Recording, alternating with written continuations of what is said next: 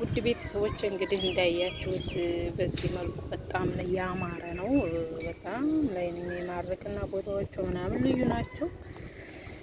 እስኪ አንዳንዴ ፈታ ማለት ያስፈልጋና ሁሌ ሀሳብ ጭንቀት አያስፈልግም። እና አንዳንዴ ጥሩ አየር ያለበት ቦታ እንደዚህ ወጣ ብላችሁ ዘና በሉ እንደኔ ማለት ነው።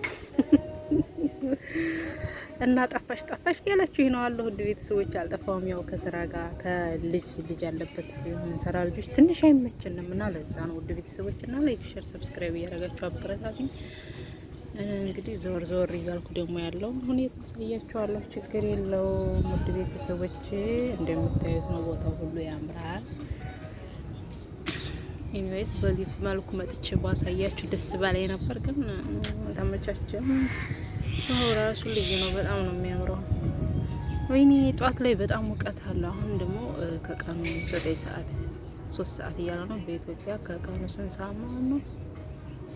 በዚህ 9 ሰዓት ሲሆን በኢትዮጵያ ከቀኑ 8 ሰዓት። አሁን አየሩ አሪፍ ነው፣ ንፋስ ነው። እዚህ ጋር ባህር ስላለ መሰለኝ ባይዘወይ እንደዛ ነው። ውድ ቤተሰቦች እና ላይክ፣ ሼር፣ ሰብስክራይብ ያደርጋችሁ አበረታቱ። በቃ በጣም ነው የሚያምረው። ቦታው ሁሉ ልዩ ነው። ማርያምን በስማ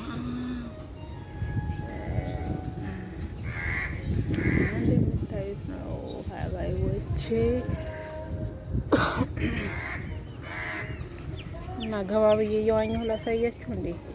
ያሳያችኋለሁ። አይቀርም እየዋኘሁ አሳያችኋለሁ። እሺ ችግሩ ስልኩን ማን ይዘዋል? ካሜራውን ማን ይዘዋል? ውሃ ውስጥ ይገባል እንጂ እኔ ለእናንተ ማልሆነው ነገር የለኝም።